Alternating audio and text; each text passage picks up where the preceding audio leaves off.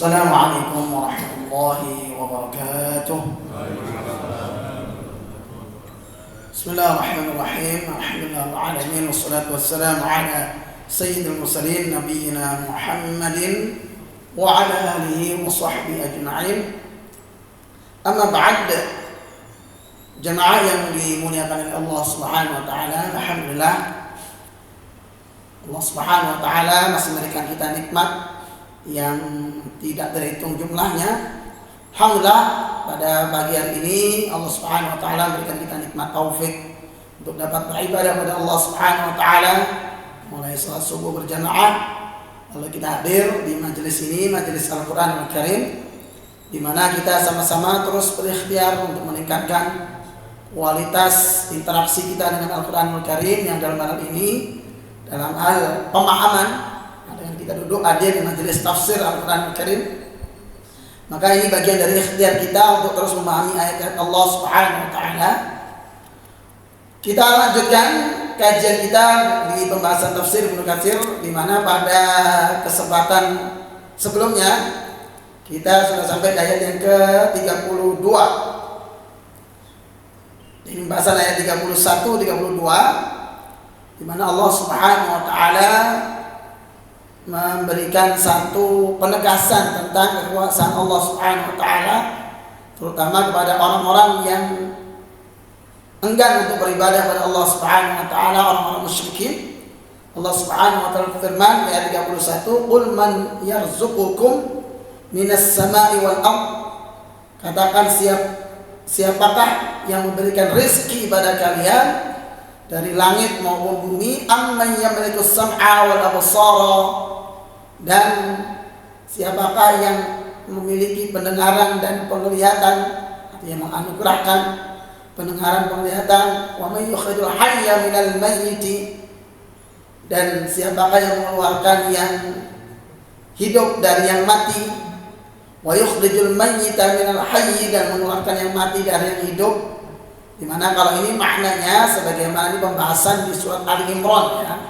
Yukhrijul hayya minal mayyiti wa yukhrijul mayyita minal hayy, yang mengeluarkan yang hidup dari yang mati dan mengeluarkan yang mati dari yang hidup. Ada banyak penafsiran, diantaranya maksudnya mengeluarkan yang hidup dari yang mati, maknanya mengeluarkan tumbuh-tumbuhan dari biji-bijian, ya, dari biji-bijian menjadi tumbuh-tumbuhan. Kemudian mengeluarkan yang mati dari yang hidup. Nah, dari tumbuhan tersebut juga akan berbuah, keluar biji-bijian lagi. Atau ada juga dimaknai mengeluarkan yang hidup dari yang mati, artinya dari yang mati maksudnya dari telur, lalu keluar binatang, ayam dan sebagainya. Lalu mengeluarkan yang mati dari hidup, nah dari ayam tersebut juga mengeluarkan telur lagi. Itu diantara maknanya, ya, makna yukhrijul hayya minal mayyiti wa yukhrijul mayyita minal hayy. Jadi sesuatu yang mungkin kalau dia belum tumbuh ya sudah mati kayak biji-bijian, tapi ketika ditanam ternyata tumbuh.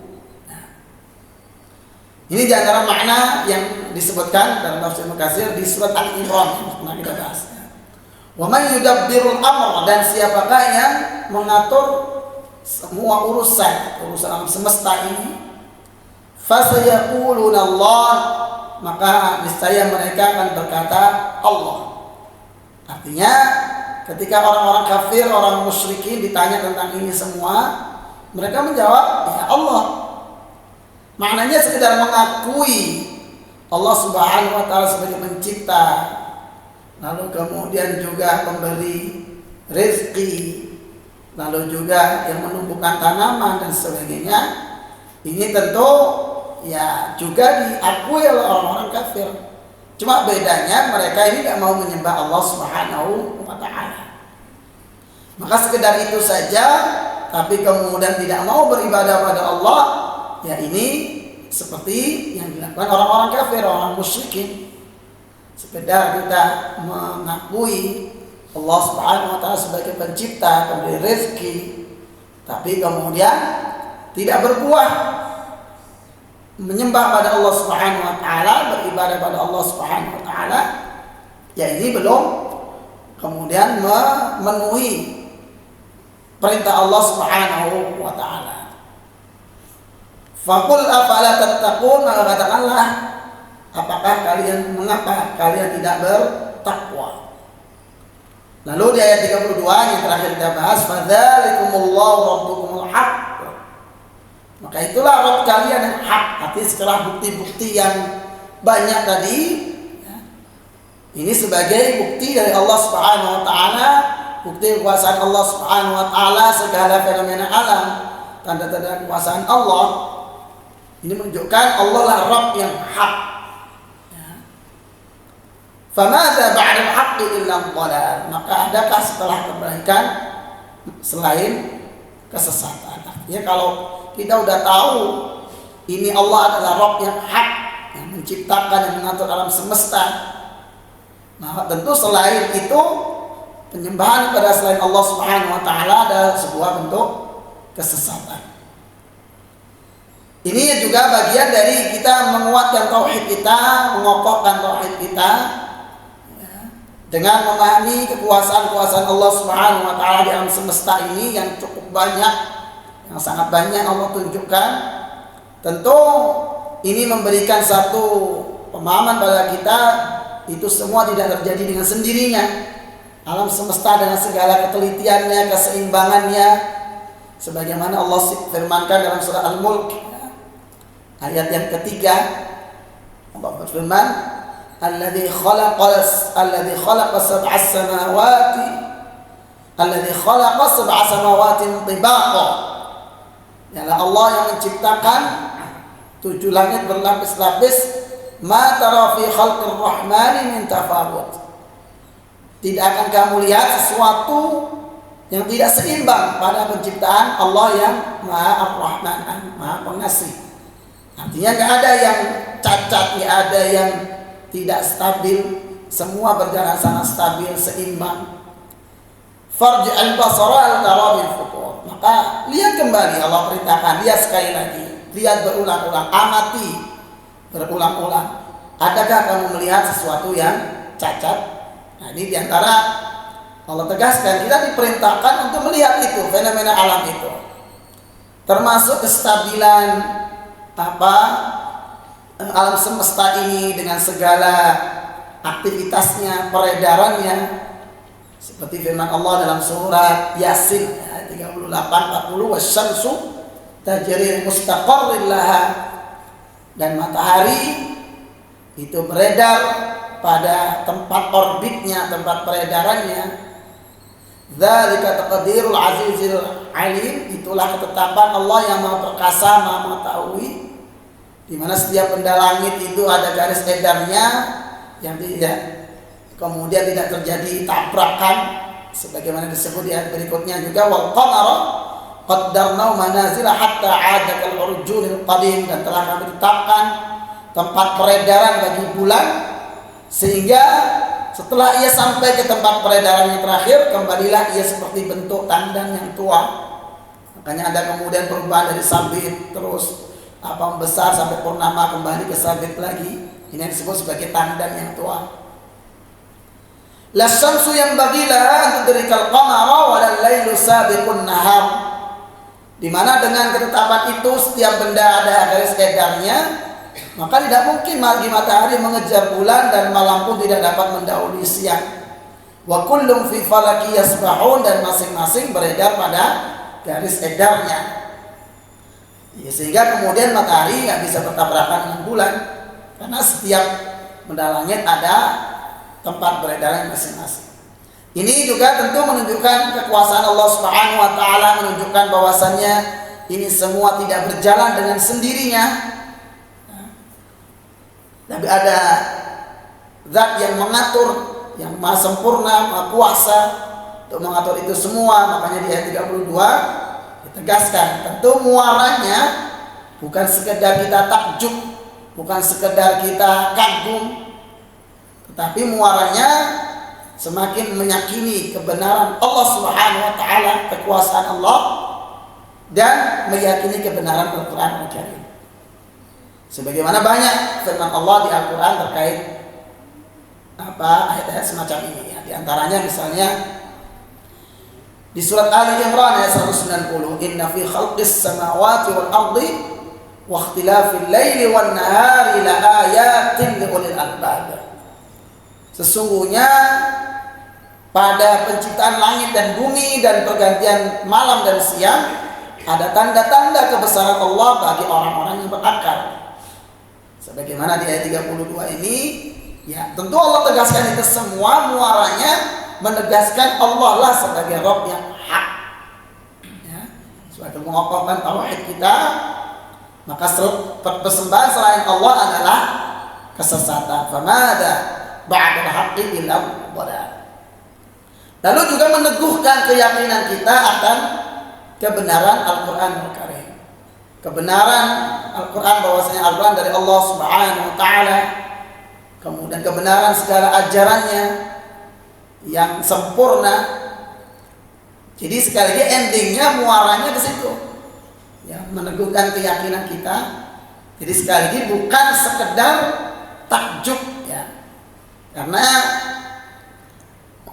jika ini tidak dipahami, orang bisa salah fokus.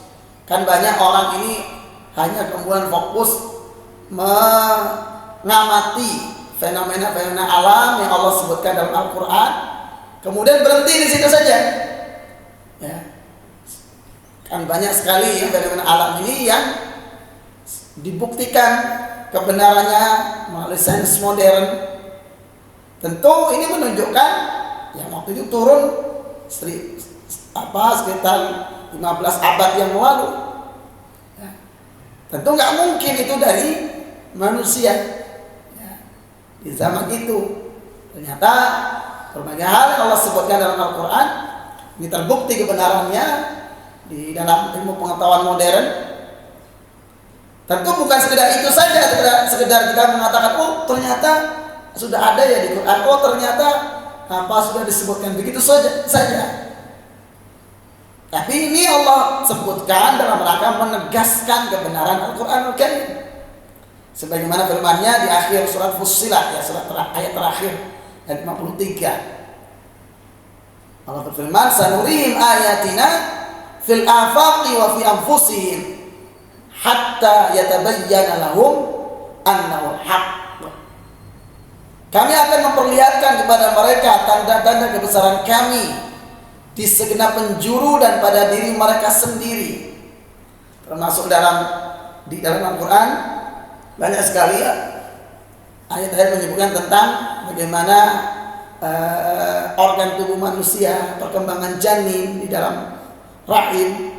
Yang waktu itu nggak ada USG, tapi sudah disebut semuanya. Tujuannya apa? Hatta yatabayyana lahum annahu al-haq, sehingga jelaslah bagi mereka bahwa Al-Quran itu adalah al-haq. Al-Quran itu benar ya. Sumbernya langsung dari Allah Subhanahu wa Ta'ala. Awalam yakfi bi rabbika annahu ala kulli syai'in syahid. Tidak cukupkah bagi kamu bahwa Tuhan menjadi saksi atas segala sesuatu? Jadi muaranya jelas ke situ.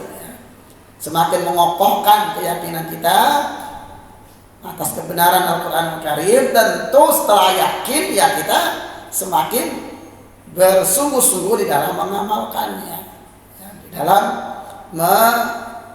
menerapkan setiap aturan-aturan Al-Quran Al-Karim.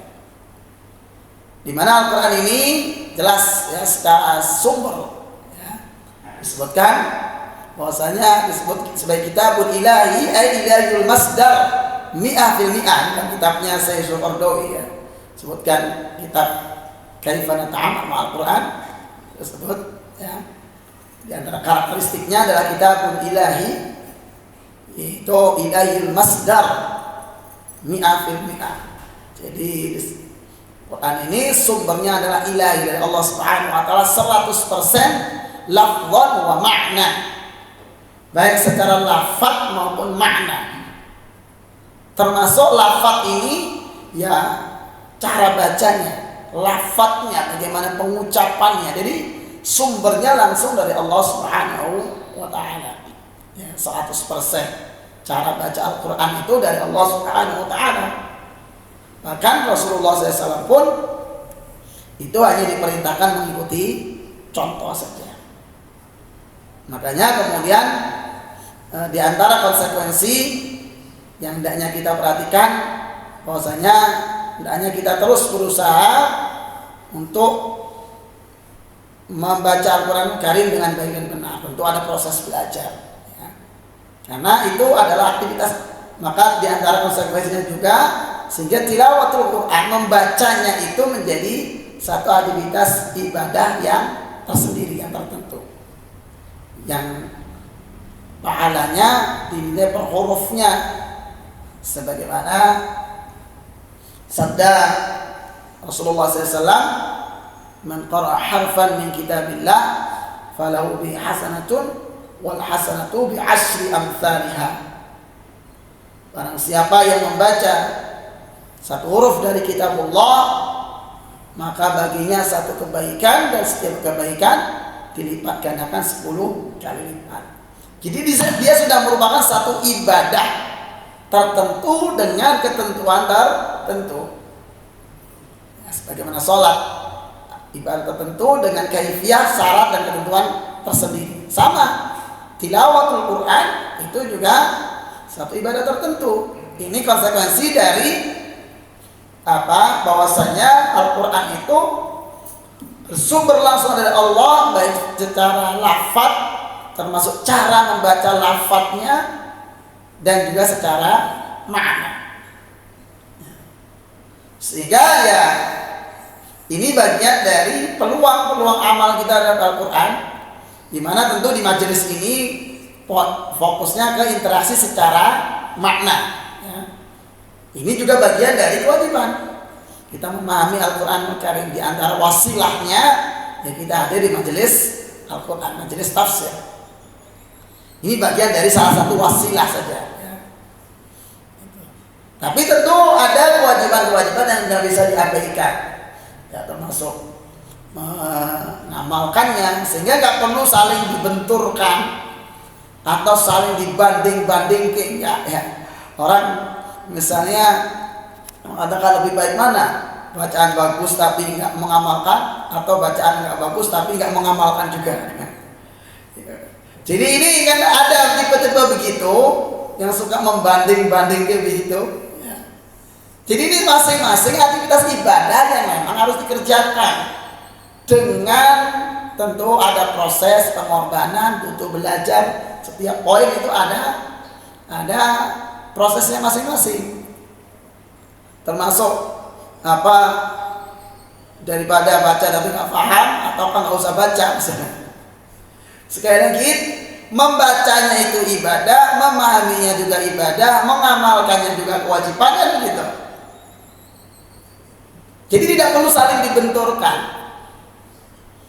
Jadi bahwasanya membacanya saja itu sudah bernilai ibadah, tentu dengan ketentuan yang harus kita perhatikan, bacaan yang baik dan benar, bacaan yang sesuai tajwid, karena itu cara dari Allah Subhanahu wa taala seperti itu. Cara bacanya seperti itu dari Allah Subhanahu wa taala. Sebagaimana nanti ada di beberapa ayat berikutnya ya. Itu tuduhan orang-orang kafir, orang-orang musyrikin, bahwasanya Al-Quran itu dibuat oleh Rasulullah SAW. Itu nanti di ayat yang ke 38, masih 5 ayat lagi. Jadi, dimana ini yang kemudian juga sampai sekarang yang dilakukan oleh orang-orang orientalis ya, dalam mereka memberikan keraguan terhadap Al-Quran, mereka membuat tulisan-tulisan yang mengatakan Quran ini bikinan Nabi Muhammad. Nanti insyaallah kita akan bahas lebih detail tentang itu di ayatnya, nanti di ayat 38 ya, 38 itu tentang bagaimana periwayatan Al-Quran Al-Karim, sehingga tidak ada celah orang untuk meragukannya. Tapi poinnya di sini kalau di ayat 32 lebih menegaskan kebenaran Allah sebagai Rabb, tentu juga kebenaran Al-Quran Al-Karim. Jadi kembali tadi ya, tidak perlu dibentur-benturkan ya. Ingin membaca tentu ada proses belajarnya, ingin memahami ada prosesnya juga, mengamalkan juga ada prosesnya Tinggal kemudian masing-masing kita kerjakan, berproses ya, tentu semua tidak ujuk-ujuk, tidak blok langsung begitu. Tapi yang tidak tepat itu banding-bandingkan, mengamalkan enggak. Gitu. Ya lebih baik mana, lebih mana ya. Termasuk gimana hukumnya kalau kita baca Quran tapi nggak paham? Ya dapat pahala membacanya. Kalau memahami, ya dapat pahala tadabburnya, kan begitu. Jadi tetap tidak sia-sia, nggak ada istilah percuma dong baca kalau nggak paham. Nggak ada percuma. Ini Quran, kecuali kalau kita baca selain Quran, baca fikih, baca hadis, itu nilai ibadahnya adalah memahaminya. Ya, nilai ibadahnya adalah memahaminya. Jadi faedahnya adalah ketika memahami, kita amalkan, baru itu ada nilai pahalanya. Baca sirah. Tapi baca Quran, karena dia aktivitas ibadah tertentu, ya, ibadah tersendiri, maka membacanya saja itu sudah ada nilai ibadah. Tentu kalau tidak paham, bukan berarti tilawahnya sia-sia, tidak, dapat pahala tilawah. Tapi tentu dia belum dapat poin tadabbur, tinggal ditambah nanti, kan gitu. Misalnya kalau cara sederhana banyak bisa lakukan. Setelah itu kita baca terjemahnya bisa aja. Atau hadir seperti majelis seperti ini, kan ini bagian dari bentuk tadabbur. Ya, kita di sini dapat pahala tadabbur, kan gitu. Ya, hadirnya kita di sini di majelis kajian tafsir Al-Quran, dapat pahala tadabbur. Intinya nggak bukan untuk dibenturkan, ya. Termasuk yang mengatakan kan lebih baik diamalkan. Gitu. Udah jelas, kalau itu mah udah jelas. Biasanya seperti ini, biasanya ngomong begitu karena bacaan Quran dia nggak bagus, sehingga dia mengatakan kan percuma bacaan bagus kalau nggak mengamalkan. Nah, yang ngomong begitu biasanya udah nggak bagus bacanya, tidak mengamalkan juga. Karena apa? Membaca Quran dengan benar itu juga perintah Allah dalam Al-Quran. Seperti Allah firmankan di antaranya di surat Al-Muzammil, warattilil Qur'ana tartila. Jadi kalau bilang yang penting Quran itu diamalkan, ya benar, tidak salah. Termasuk perintah membaca Al-Quran dengan tartil. Ya. Jadi sekali lagi tidak perlu saling dibenturkan, dibandingkan, atau kemudian melemahkan ya tadi ya. Termasuk di bulan Ramadan misalnya perbanyak tilawah, itu sunnah, dan sunnahnya begitu. Di Ramadan itu contoh dari Rasulullah SAW, para sahabat, para ulama dulu. Bagian dari kesunahan di bulan Ramadan memperbanyak tilawatul Quran. Ya. Itu. Tentu kemudian orang bertanya lagi, lebih baik mana? Dibanding-bandingin lagi, baca banyak tapi nggak paham atau sedikit tapi paham. Ya bab yang paling bagus banyak dan paham, kan gitu. Jadi nggak usah dibanding-bandingin. Kalau mau banyak, ya tentu waktunya ditambah. Pengen tambah difahami, tambah baca terjemahnya, waktunya ditambah lagi, kan begitu. Segampang itu sebetulnya, sesimpel itu. Ya ribet itu kan karena kita sibuk membanding-bandingkan saja, beramal tidak. Ya, beramal kagak, banding-bandingin doang. Kalau memang kita nggak bisa memahami langsung, ya tinggal kita baca terjemahnya. Itu yang paling simpel ya. Karena terjemah itu minimal sudah merupakan tafsir ringkas. Ya, jadi jangan salah, jangan dibilang terjemah itu bukan tafsir. Ya, terjemah itu sudah tafsir yang ringkas. Karena seperti contoh kalau kita lihat di dalam penerjemahan kayak tadi ini, ya saya baca tadi kan dari terjemahan ya, yang saya terjemahkan ada kalimat-kalimat dalam kurung itu kan itu namanya tafsir. Misalnya ketika saya membaca terjemahan surat Al-Imran 190, kan lafadznya inna fi khalqis samawati wal ardi wa ikhtilafil laili wan nahari laayatin lil albab. Kalau saya terjemahkan letterlek, sungguhnya dalam penciptaan langit-langit dan bumi dan pergantian siang dan malam ada tanda-tanda bagi orang-orang yang berakal. Tanda-tanda apa? Nah, di terjemahan dikasih dalam kurung kebesaran Allah. terdapat tanda-tanda kebesaran Allah, kan gitu. Ya. Jadi, itu namanya tafsir. Nah itu banyak, misalnya kita dapati di surah Al-Adiyat misalnya. Wal 'adiyati dhabha, demi yang berlari terengah-engah. Apa yang berlari? Apakah pelari? Apakah harimau? Atau ternyata kan tafsirnya kuda. Makanya di terjemahan dikasih demi kuda. Kata kudanya nggak ada di ayatnya. Sehingga salah ya kalau mengatakan terjemah itu bukan itu tafsir. Hanya itu tafsir yang ringkas. Ya sebatas kita memahami secara ringkas. Kalau lebih dalam lagi ya dibaca tafsirnya yang lain, kan begitu. Butuh pengorbanan yang lain juga. Ya, jadi kalau mau memahami lebih ya tinggal dibuka buku tafsir yang lain. Nah, termasuk tadi ya di antara wasilahnya kita sering-sering diajari majelis ilmu. Tidak sekedar majelis tafsir kayak begini, kalau ini spesifik kan bahas ayat. Tapi kan di majelis-majelis lain kayak kajian-kajian tauhid, kajian akhlak, misalnya kajian apapun, pasti kan ngutip ayat Al-Quran. Nah, ketika ngutip ayat Al-Quran itulah di situ kita juga terbantu memahami ayat tersebut. Dan di setiap kajian, namanya kajian keislaman, sumbernya jelas Al-Quran, pasti banyak ngutip ayat Al-Quran.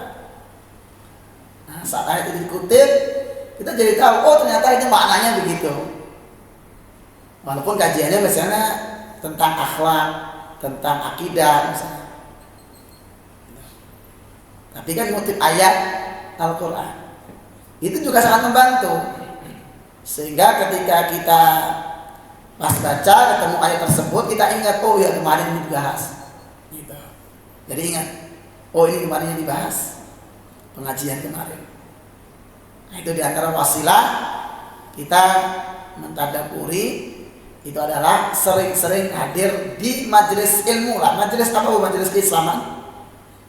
Ya, terutama tafsir Al-Quran, tapi juga majelis-majelis apapun bahasannya tentang ulum syar'i, ilmu syar'i, pasti ngutip ayat Al-Quran. Pasti di kajian itu ada ayat Al-Quran dikutip. Gitu. Walaupun satu, walaupun dua dikutip gitu ya. Pasti ada kutipan lah. Dan masa kajian Islam nggak ada dalilnya sama sekali kan? Ya. Pastilah ada satu ayat dikutip, dibahas. Nah, jemaah kepada Allah Subhanahu Wa Taala, jadi itu ya. Tentu itu bagian dari konsekuensi ya, efek dimana setelah tidak meyakini dari bukti-bukti itu kebenaran Allah sebagai Rabb satu-satunya yang benar, lalu kebenaran Al-Quranul Karim sebagaimana Allah firmankan dari surat Fussilat ayat 53 ya. Memang Allah tunjukkan itu semua untuk menegaskan kebenaran Al-Quran Al-Karim. Wa huwa ilaihil masdar mi'ah fil mi'ah lafdhan wa ma'nan. Bahwa Al-Quran itu sumbernya ilahi, ada sumbernya dari Allah Subhanahu wa taala 100% lafaz dan makna. Tentu konsekuensinya kita kemudian mengamalkan segala konsekuensi kita terhadap Al-Quran Al-Karim, yang membacanya, yang memahaminya, yang mengamalkannya, termasuk menghafalnya. Dimana kalau menghafal itu memang secara hukum ya, menghafal sebagian hukumnya fardu ain. Yang fardu ain itu apa? Yaitu Al-Fatihah. Sebagai rukun sholat wajib dihafal. Itu fardu ain. Secara keseluruhan hukumnya fardu kifayah. Tentu secara umum menghafal ini memiliki fadilah, semakin bagus semakin besar fadilahnya. Itu saja, ada konsekuensi, ada kompensasi juga. Tapi tetap ada yang fardu ain ya. Yaitu Al-Fatihah. Seminim-minimnya kita lah maksudnya ya, segak bisa-bisanya itu minimal harus hafal Al-Fatihah dengan bacaan yang benar. Sekali dengan bacaan yang benar ya. Karena kalau kita mengkaji kitab-kitab fikih ya, terutama fikih Syafi'i ya, itu banyak dibahas tentang rukun sholat. Dan di antara rukunnya adalah membaca surah Al-Fatihah, sehingga ketika bacaan Fatihah salah dan kesalahan itu bersifat jali, ada salah huruf, Misalnya alhamdu dibaca alhamdu, itu menyebabkan sholat itu tidak sah. Misalnya tasdid tidak dibaca tasdid. Misalnya ar-Rahman dibaca ar-Rahmanir-Rahim tanpa tasdid, itu kan sudah salah tanda baca atau salah huruf tadi. Alhamdu karena ini maknanya fatal ya. Kalau alhamdulillah kan segala puji bagi Allah. Kalau alhamdulillah, kata hamada yahmadu itu artinya al-halak atau al-maut, artinya kematian atau kebinasaan. Lillah bagi Allah ya, naudzubillah. Atau alamin pakai ain dibaca alamin pakai hamzah, itu kan sudah beda jauh artinya. Termasuk ini yang kalau ini dibahas di kitab Safinatun Najah ya. Itu misalnya membaca iyyaka na'budu, iya-nya pakai tasdid. Iyyaka. Kalau kita baca tanpa tasdid misalnya iyyaka na'budu wa iyyaka nasta'in gitu ya. Itu maknanya bisa berubah jauh karena iyyaka pakai tasdid maknanya adalah hanya kepadamu. Na'budu kami menyembah, wa iyyaka dan hanya kepadamu, kepada Allah, nasta'in kami mohon pertolongan ya. Tapi kalau iyyaka tanpa tasdid ya, iyyaka gitu. Itu maknanya adalah dhawus syamsi ya, iyyaka itu tanpa tasdid iyanya adalah dhawus syamsi, artinya sinar matahari. Jadi kalau saya baca iyyaka na'budu, jadi kepada sinar matahari kami menyembah. Jauh. Itu berartinya jadinya agama Shinto itu ya. Di Jepang itu yang menyembah matahari. Kalau dibaca iyyaka, walaupun tentu kalau itu didasari karena kelalaian ya, dihukumi, bahkan dihukumi minimalnya tidak sah, itu minimal. Karena maksimalnya murtad kalau sengaja. Ya. Itu kalau dalam kitab fikih Syafi'i ya. Kalau sengaja dan tahu itu salah gitu ya, tahu maknanya begitu, itu malah lebih berat konsekuensinya. Termasuk kalau ini di luar Quran ya, misalnya di takbiratul ihram. Ini kalau salah panjang pendek ya. Takbiratul ihram itu dibahas di kitab Syafi'i, fikih Syafi'i ya. Bahas kalau Allahu Akbar, kata Allahu Akbar hanya pendek, banyak pendek. Allahu Akbar ya. Artinya Allah Maha Besar. Sebuah kalimat berita atau kalimat pernyataan Allah Maha Besar, bisa difahami langsung. Tapi kalau A-nya dipanjangkan, Allah, A-nya panjang, Allah, itu jadi kalimat tanya.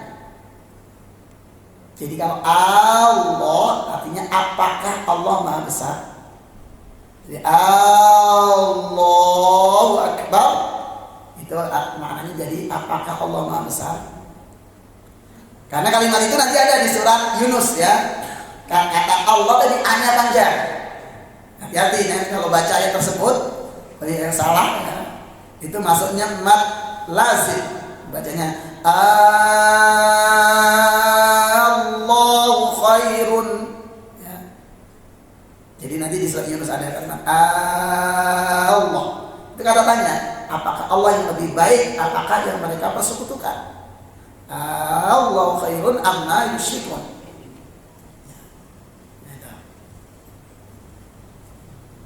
Jadi menjadi kalimat tanya kalau dipanjangkan. Itu kalau A-nya dipanjangkan. Sekarang kalau B-nya yang dipanjangkan, dibahas juga ya. Masih baca Allahu Akbar sana itu ya. Karena ada yang begitu. Akbar. Termasuk adzan ada yang begitu juga ya. Allahu Akbar begitu ya. Walaupun kalau adzan itu memang ya tidak ada ketentuan matnya berapa, tapi tetap ketentuannya panjang-panjang, pendek-pendek. Kalau di Quran kan terbatas ya matnya, ya panjangnya segitu nggak boleh lebih. Tapi kalau adzan kan boleh aja, cuma tetap yang pendek nggak boleh dipanjangkan. Kalau di adzan ya minimal, gitu. Jadi bisa dibaca Allahu Akbar. Nah, itu kalau dibahas makna akbar banyak pendek kan, itu merupakan bentuk apa kata paling ya, Allah yang maha besar, jadi diterjemahkan maha besar. Kalau akbar banyak panjang itu jamak dari kata kabar, kabar pakai kaf, kabarun ya. Kabarun jamaknya akbar ya. Polanya seperti sababun menjadi asbab ya. Kabarun itu artinya gendang ya, gendang. Jadi kalau akbar gendang-gendang jauh ya artinya. Masa Allah gendang kan gitu. Allahu akbar ya. Termasuk mungkin kadang-kadang ya, misalnya ibu-ibu ini ya ibu lagi marah pada anaknya, bilang Allahu akbar misalnya gitu. Nah, ini menjadi salah ya. Jadi kadang-kadang begitu ya, mungkin maksudnya negur anaknya bandel dia, masya Allah Allahu akbar banyak dipanjangin. Tetap ya, kalau di luar bacaan Quran tentu minimal benar lafadznya dan panjang pendeknya, maksudnya panjang pendek. Walaupun tidak ada ketentuan panjangnya seberapa, seperti azan itu kan bisa kita baca Allah bisa panjang banget, tidak masalah. Tapi kalau baca Quran nggak boleh, tetap dua harokat. Tapi kembali ke sini ya. Jadi itu di antara konsekuensi, tentu ini kembali kita lihat konsekuensi dan dari kemudian meyakini Allah sebagai pencipta, Allah sebagai memberi rezeki, lalu kemudian meyakini kebesaran Allah, Allah satu-satunya sesembahan yang hak. Maka konsekuensinya kita menyembah Allah Subhanahu wa taala, beribadah pada Allah. Termasuk konsekuensinya meyakini kebenaran Al-Qur'an ya, melalui tanda-tanda kuasa Allah tadi. Maka kemudian kita menjalankan segala konsekuensi kita sebagai muslim terhadap Al-Quran, yang membacanya, yang mentadabburinya, yang mengamalkannya, dan tidak perlu saling dibenturkan antara satu kewajiban dengan kewajiban lainnya. Termasuk biasanya membenturkan antara misalnya pakai jilbab dan tidak, misalnya mendingan mana? Pakai jilbab tapi akhlaknya nggak baik misalnya gitu. Atau nggak pakai tapi akhlaknya juga lebih parah misalnya gitu. Ya sama aja. Karena kan setidaknya pakai jilbab sudah mengamalkan perintah menutup aurat. Tentu tinggal kemudian perintah lain juga harus dijalankan. Gitu. Sama juga seperti itu. Jadi tapi tetap satu hal yang niscaya adalah masing-masing butuh proses. Masing-masing kewajiban itu butuh pengorbanan. Butuh di antara bentuk pengorbanan ya, pengorbanan waktu, tenaga untuk bisa menjalankannya dengan benar. Sehingga pertanyaan yang sering berulang di bulan Ramadan itu kan soal tilawah dan memahami. Ya jawabannya sangat gampang, tilawah itu berpahala, memahami berpahala. Mau dapat dua-duanya ditambah waktunya, selesai. Lah ini maunya usaha minimalis dapat hasil maksimalis. Ya kebentur terus. Tiap hari tanya gitu lagi, nanti ketemu Ramadan tanya begitu lagi. Terus kemudian ada kata berarti ya enak dong kalau kita baca langsung paham, ya pelajari bahasanya kan gitu. Tetap ada pengorbanannya juga. Kalau pengen langsung nih kita baca langsung paham gitu ya. Yaitu pelajari maknanya, pelajari bahasanya. Tetap saja ada proses. Lalu setelah kita paham sehingga kita tinggal bisa mengamalkannya. Pas baca itu sekaligus tadabbur. Tapi kan itu nggak ujuk-ujuk lahir langsung pinter kan? Enggak. Mau ujuk-ujuk kemudian bangun tidur langsung paham, tidak. Baik, kemampuan Allah Subhanahu wa taala. Lalu ayat berikutnya ayat 33, kadzalika haqqat kalimat rabbika 'alal ladzina fasaqu annahum la yu'minun. Demikian adalah ketetapan Rabb, kalimat Rabb kamu 'alal ladzina fasaqu atas orang fasik. Annahum la yu'minun, bahwasanya mereka ini tidak beriman. Maknanya karena penentangan mereka, karena pembangkangan mereka udah tahu kebenaran Allah Subhanahu wa taala. Mereka ditanya siapa yang menciptakan, jawab Allah. Mereka tahu itu Allah menciptakan, Allah memberi rezeki, tapi tetap menyembah. Akhirnya terkuncilah hati mereka sehingga mereka tidak beriman. Ya, akhirnya terhalang karena sifat pembangkangannya itu. Makanya ini tadi ya, ini waspada, perlu waspada. Sifat terlalu banyak membantah itu adalah penghalang orang dari kebaikan. Nah, termasuk tadi banding gitu. Akhirnya malah dia tidak mengamalkan sama sekali. Mendingan lakukan apa yang bisa lakukan. Walaupun berproses, bisanya baca, lakukan baca, ya. Walaupun mungkin bacanya masih belum bagus, ya udah baca sambil terus belajar, kan begitu. Yang penting begitu. Sambil terus, ya bisanya itu ya udah kerjakan semampunya, lalu terus belajar sehingga mencapai hasil yang lebih baik. Kemudian ingin memahami, tambah lagi pengorbanannya. Saya kembali ke sini, lalu kita ke ayat yang ke-34 di mana Allah Subhanahu wa taala berfirman, "Qul hal min syurakaikum." Ini kembali menegaskan, hampir mirip dengan ayat sebelumnya. Katakan, apakah di antara sekutu-sekutu kalian may yabda'ul khalqa, yang memulai penciptaan atau yang menciptakan, tsumma yu'idu, kemudian mengembalikannya lagi. Artinya adakah dari sekutu-sekutu tersebut yang mampu melakukan itu? Jadi menciptakan, mematikan, lalu menghidupkan lagi, membangkitkan lagi. Ada nggak yang bisa begitu? Ya, lalu qulillahu yabda'ul khalqa tsumma yu'idu. Katakanlah, dialah Allah lah yang memulai penciptaan atau menciptakan dari tidak ada menjadi ada, bukan sekedar mengubah. Kalau manusia kan mengubah, ya, misalnya dari sesuatu benda, misalnya kayu menjadi kursi, itu mengubah aja, bukan menciptakan. Ya, kalau menciptakan dari nggak ada menjadi ada.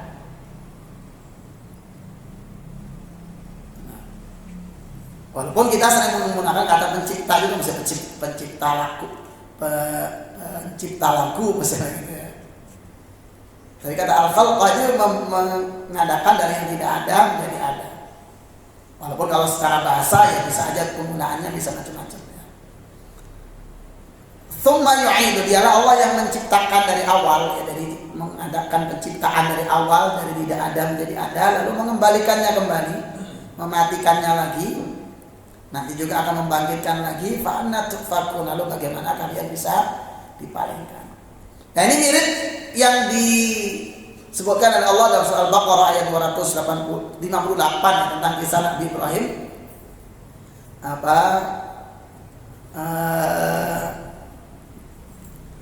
Kepada Raja Namrud. Ya, kepada Raja Namrud.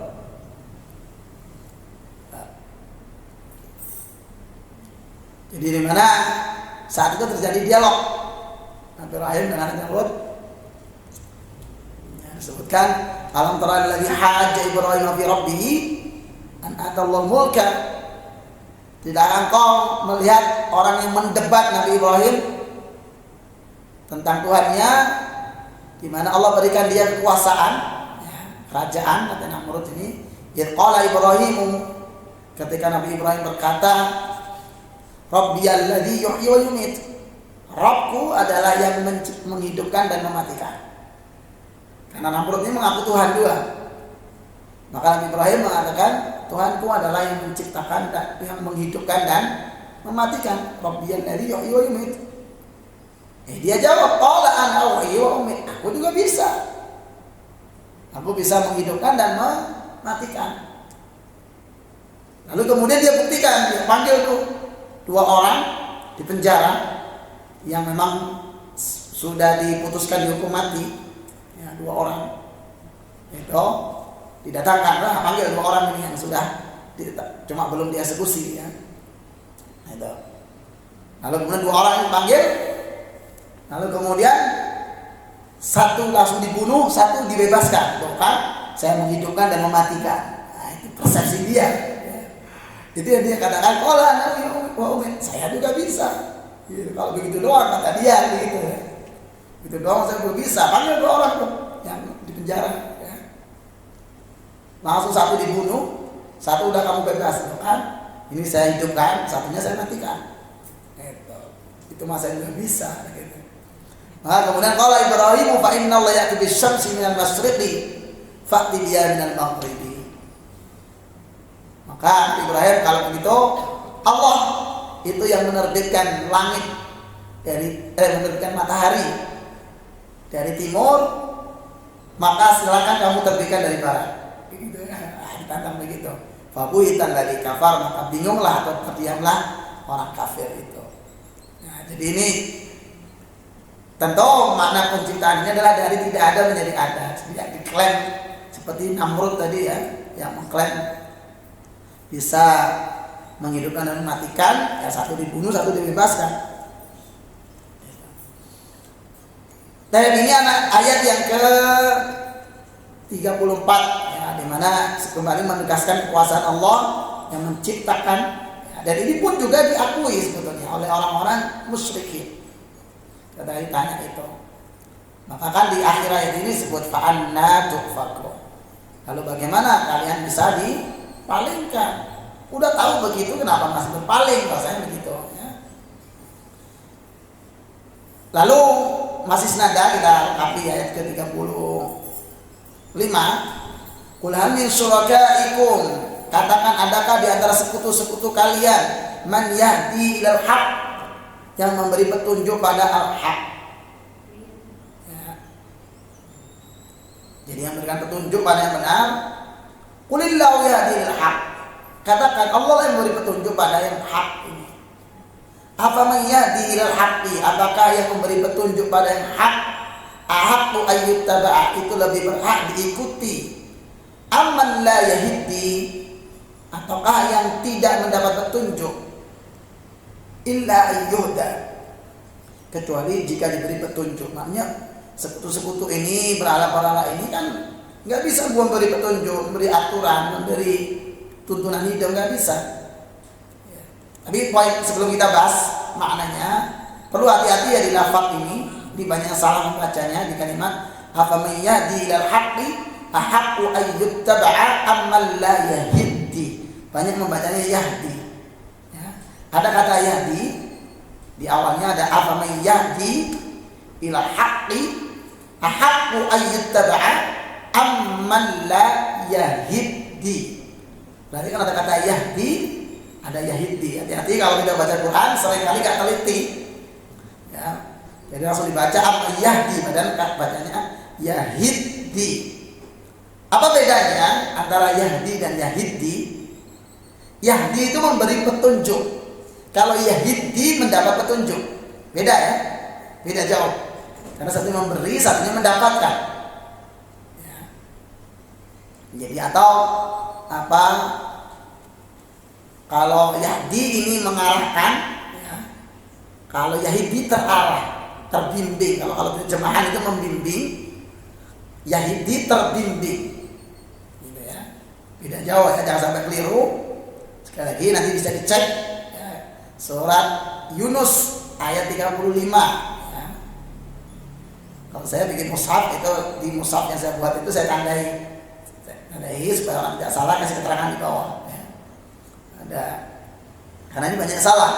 Kalau sekilas bacanya yahdi, bacanya afaman yahdi ilal haqqi ahaqqu an yuttaba'a amman la yahdi illa. Jadi amman la yahdi, bukan yahdi ya. Istilah lafaz dulu ya, jangan sampai keliru karena maknanya beda jauh. Sekilas mungkin orang akan bacanya yahdi karena di depannya yahdi juga. Sebutkan qul hal min syurakaikum may yahdi ilal haqqi. Qulillahu yahdi, ada kata yahdi 3 kali. Di sini qulillahu yahdi lil haqqi. Lalu ada lagi apa may yahdi? Ya, yahdi lagi ilal haqqi. Ahaqqu an yuttaba'a amman la yahdi. Nah, sekarang yahdi 1, 3 kata yahdi, 1 kata yahdi. Perlu nanti ada illa ayyuhda, yuhda beda lagi ya. Tapi dari kata yang sama semua. Tapi sekali lagi ini poinnya, warningnya ya, hati-hati. Ini karena ada 3 kata yahdi lalu 1 dibaca yahdi juga, tidak ya. ibadah yahid di.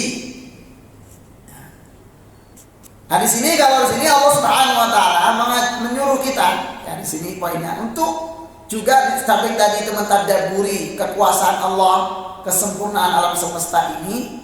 Di sini Allah mengajak kita untuk kemudian memikirkan kesempurnaan petunjuk Allah dalam Al-Qur'an ini. Ya, jadi aturan yang sempurna, aturan yang kita bisa lihat tidak ada aturan sesempurna Al-Qur'an sedetil itu. Kalau setelah kita merenungkan kekuasaan Allah, tanda-tanda kekuasaan Allah yang menciptakan, mengatur alam semesta yang begitu stabil, seimbang, yang teratur, termasuk peredaran matahari dan bulan, termasuk tadi yang pergeseran waktu. Ya itu kan seperti bulan-bulan ini kan waktu sholat maju ya, subuh yang paling maju itu subuh sama zuhur. Kalau asar justru dia lebih stabil, asar maghrib isya ya nggak terlalu signifikan. Ya. Jadi kalau kita nggak perhatikan ya berarti kita selama ini nggak perhatikan waktu sholat. Jadi kan tiap tahun ya begitu ya, tiap tahun di bulan-bulan mulai September lah mulai maju itu, Oktober makin maju, ini November nanti paling awal. Itu paling awal sehingga sampai kita mengatakan kok sekarang rasanya lebih maju ya.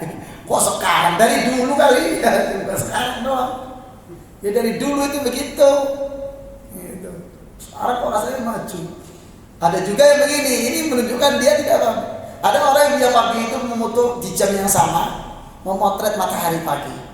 Ya berangkat kerja itu dia foto matahari, wah semangat pagi, sambil difoto mataharinya. Gitu ya. Di jam yang sama jam 6 gitu ya. Kemudian suatu ketika di bulan-bulan ini dia motret juga di jam yang sama, tapi matahari terlihat lebih tinggi. Gitu. Ini ketahuan subuhnya telat terus ini. Ya udah jelas ya. Sekarang ini suruhnya 5:30. Ya matahari jam 6 ya kok tinggi. Gitu.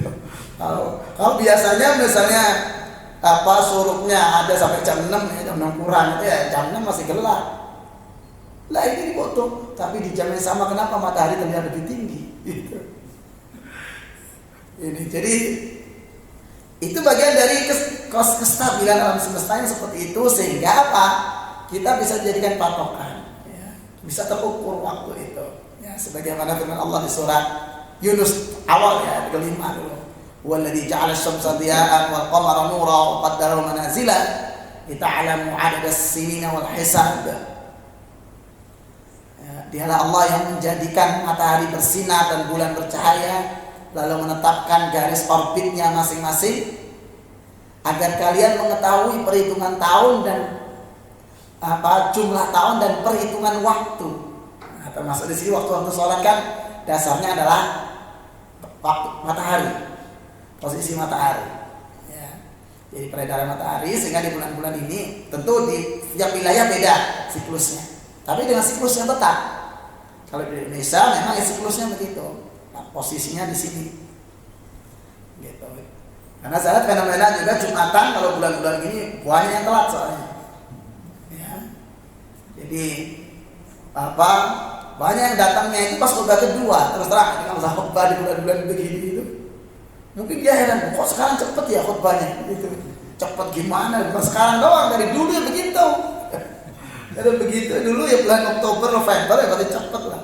Kalau mulainya sekarang jam 11.40 atau 39 ya. Kok bilang tiba-tiba, kok sekarang lebih awal ya gitu kan. Kok sekarang jam 12 sudah kelar ya gitu.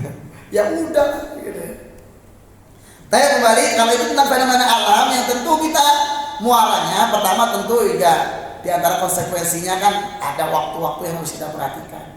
Kemudian adalah keyakinan kebenaran Al-Quran. Nah, kalau di sini ditegaskan tentang kesempurnaan ajaran Allah, petunjuk Allah di dalam Al-Quran ini. Kita bisa lihat, kita bisa pelajari mulai dari segala aktivitas, ya, baik itu tidak sekedar ritual ibadahnya, ya muamalahnya, soal akhlak, ya, soal akidahnya, semua detail ajaran ini lengkap, jelas. Ada nggak seperti itu? Nah, itu maksudnya. Kita bisa renungkan siapa yang bisa membuat aturan sedetail itu, sesempurna itu, dan aturan-aturan yang sangat manusiawi. Nah, diantaranya karakter Quran ini, ajaran Quran adalah sesuai fitrah manusia. Ada nggak ajaran yang tidak bisa kita kerjakan? Gitu. Kita bandingkan dengan ajaran-ajaran lain. Kebanyakan ya terus terang ini kalau kita amati ajaran agama lain itu lebih banyak fokus ke ritual ibadah. Ya, ritual ibadah selebihnya udah diserahkan ke masing-masing. Makanya soal aturan muamalah, soal aturan berinteraksi dan sebagainya, bahkan aturan akhlak pun nggak ada. Mereka lebih kemudian kalaupun mereka berbuat baik lebih ke istilah moral. Tapi kalau orang Islam ada dasar agamanya diatur seperti itu. Tidak sekedar faktor pertimbangan moral. Moral secara manusiawi, logika manusiawi misalnya itu sederhana saja, berbohong itu jelek, kan itu manusiawi ya. Semua orang tahu bohong itu jelek. Misalnya, menyakiti orang itu jelek, itu manusiawi. Tapi tentu orang Islam dasarnya bukan sekedar karena faktor moral, tapi karena ini mengamalkan ajaran agamanya. Dan memang karakter ajaran Islam itu sesuai karakter manusia. Kita bisa melihat ajaran Islam, ya hal yang buruk itu selalu dilarang, yang jelek, yang baik-baik itu diperintahkan. Misalnya buruk apa? Yaitu menzalimi, berbohong, itu dilarang. Hal-hal yang buruk, hal-hal yang dan fitrah kita akan begitu. Bahwasanya kalau kita itu ramah, baik atau jelek? Baik. Islam memerintahkan itu. Kita jutek itu baik atau buruk? Buruk. Islam melarang itu. Gitu kan. Ada hadis yang disebutkan la tahqiranna minal ma'rufi syai'an wa anta walau antalqa akhaka biwajhin talib. Jangan kau remehkan kebaikan sekecil apapun walaupun dengan hanya menatap wajah saudaramu dengan wajah yang menyenangkan. Jadi Islam itu memerintahkan kita itu untuk ramah, ceria, nggak boleh jutek. Bawanya jutek, ya, ke masjid tapi pasang kacamata kuda. Wah ini terus ya mengkerut tadi. Bawanya serem. Ini bukan karakter Islam. Islam memerintahkan itu. Ya. Termasuk berbagai ajaran ya terkait tazkiyatun nafas dan sebagainya.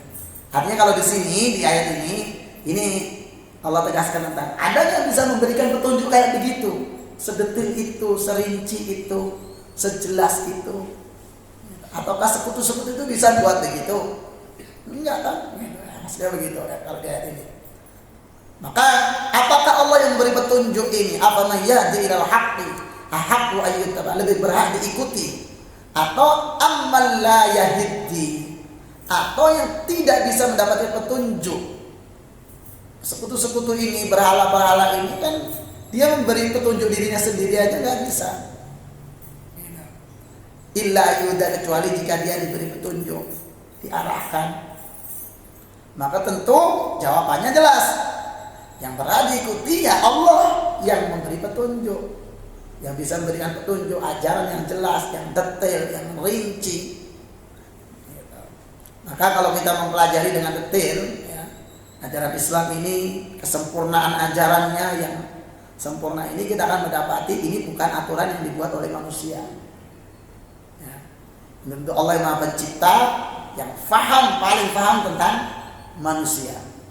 Allah yang tentu yang menciptakan, yang lebih paham tentang karakter manusia. Sehingga Allah buat aturan yang kemudian menyelamatkan manusia itu, sehingga tinggal diatur. Ditanya diatur ini mau atau tidak, itu aja ya. Sebagaimana kalau perusahaan itu membuat produk, dia ada kemudian buku manual boxnya menggunakannya ya, karena dia bikin, dia tahu itu ya. Itu aja nurut kita kan. Kita nurut bikin beli mobil ada kemudian ada manual boxnya, ada buku panduannya, perawatan ini begini, itu nurut. Karena apa? Kita tahu ini langsung panduan resmi dari pabriknya. Gitu. Loh, ini panduan resmi dari penciptanya. Gitu. Panduan resmi langsung dari pencipta kita, ya masa iya kita nggak kemudian terdorong bersemangat mengikutinya. Sementara kalau soal begitu aja kita yakin banget yakin banget karena apa? Oh ini pasti yang lebih akurat ya, karena ini langsung dari pabriknya nih, ini buku resminya nih, gitu ya. Beli HP juga ada, kemudian manual poknya gitu, ini langsung ini dari pabriknya ini. Itu ada semangat banget gitu ngomong. Lah ini Quran langsung dari Allah, ini pencipta kita, selesai gitu ya. Harusnya kita lebih bersungguh-sungguh mengamalkannya. Makanya di akhir sini famalakum kaifa tahkumun. Lalu bagaimana kalian dengan keputusan kalian itu yang tidak mengikuti aturan Allah Subhanahu wa taala. Baik, jemaah Allah Subhanahu wa taala, ini materi kita hari ini sampai ayat 35. Insyaallah nanti kita akan lanjutkan ke ayat berikutnya.